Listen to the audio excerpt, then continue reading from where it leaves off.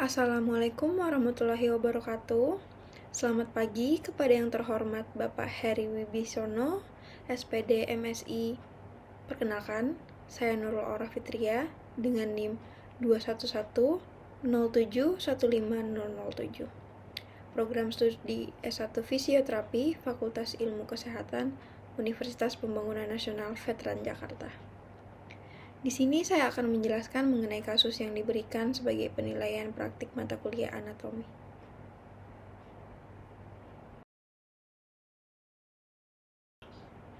Kasus, seorang perempuan umur 55 tahun dirujuk ke fisioterapi karena nyeri dan belum mampu berjalan setelah 1 hari operasi ORIF, plate, atau Open Reduction Interna Fixation, adalah fiksasi interna dengan pembedahan terbuka untuk mengistirahatkan fraktur dan melakukan pembedahan untuk memasukkan paku, skru, pen ke dalam tempat fraktur untuk menguatkan atau mengikat bagian-bagian tulang yang fraktur secara bersamaan.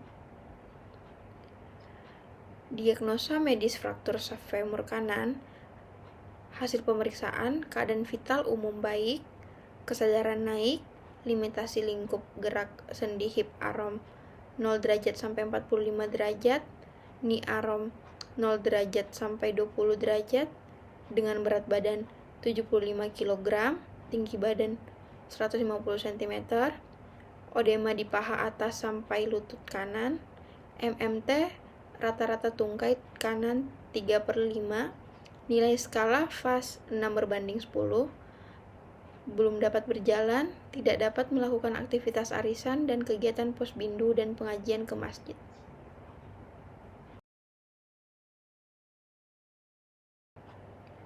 Diagnosa pada kasus ini yaitu: yang pertama, diagnosa medis adalah fraktur femur kanan. Kemudian keluhan utamanya yaitu nyeri, keterbatasan dalam bergerak, dan tidak dapat berjalan serta beraktivitas setelah 1 hari operasi. Kemudian diagnosa aktual yaitu nyeri, limitasi gerak hip kanan, kelemahan otot hip kanan, adanya odema pada hip kanan superior atau atas sampai knee.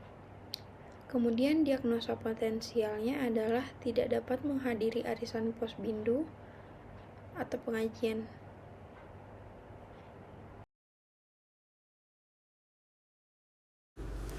Anatomi pada kasus ini yaitu terdiri dari os femur atau tulang paha, adalah tulang yang tergolong inferior liberae atau dengan kata lain ekstremitas bagian bawah bebas. Os femur merupakan tulang terpanjang dan terkeras. Posisi os femur terletak di bawah acetabulum, saling bersendi membentuk articulatio cossae, dan berada di atas tibia dan patella, saling bersendi membentuk articulatio genu. Fungsi tulang paha yang paling utama, seperti yang telah disebutkan, adalah sebagai tumpuan bagi seluruh badan dan transmisi kekuatan dari tibia ke sendi panggul.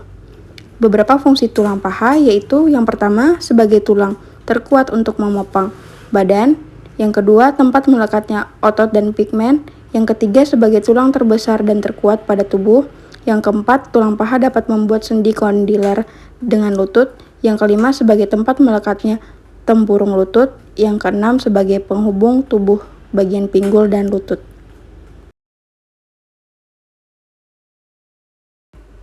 Kemudian, otot.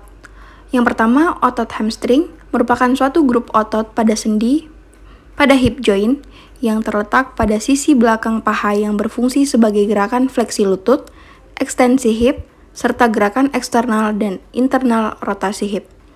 Otot hamstring terdiri atas 3 otot, yaitu otot semitendinosus, semimembranosus, dan bicep femoris.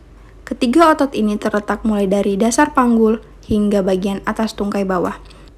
Otot lain yang terdapat pada paha bagian belakang yaitu iliopsoas, anterior superior iliac spine, tensor fasciae latae, sartorius, rectus femoris, adductor femoris, adductor longus, vastus lateralis, dan lain-lain.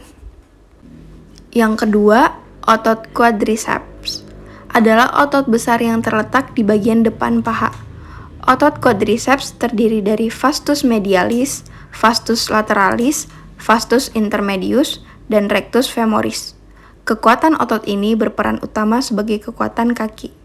Otot lain yang terdapat pada paha bagian depan yaitu vastus lateralis muscles, rectus femoris muscles, factus medialis muscles, dan lain-lain. Kemudian, persendian. Yang pertama, hip joint adalah sambungan tulang yang terletak di antara pinggul dan pangkal tulang paha atas. Hip joint pada manusia terdiri dari 3 bagian utama, yaitu femur, femoral head, dan rounded shoulder. Yang kedua, knee joint. Knee joint adalah salah satu sendi yang mempunyai fungsi kompleks. Gerakan menekuk dan meluruskan yang ditimbulkan membantu setiap pergerakan manusia, misalnya berjalan, berlari, dan naik turun tangga. Sebagian besar berat tubuh dan pergerakannya ditumpu oleh knee joint.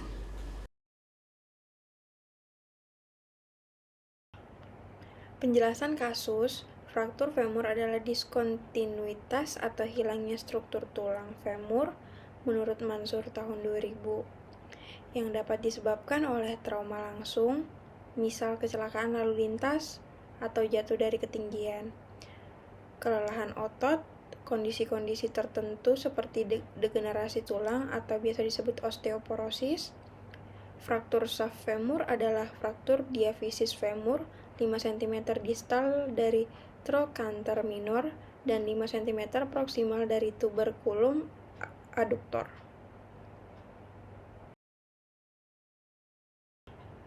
MMT atau manual muscle testing. Diketahui MMT pada kasus tersebut adalah 3, yang artinya mampu bergerak dengan lingkup gerak sendi secara penuh dan melawan gravitasi, tetapi belum bisa melawan tahanan minimal. FAS atau pengukuran kuantitatif nyeri. Pada kasus ini diketahui nilai FAS-nya adalah 6/10.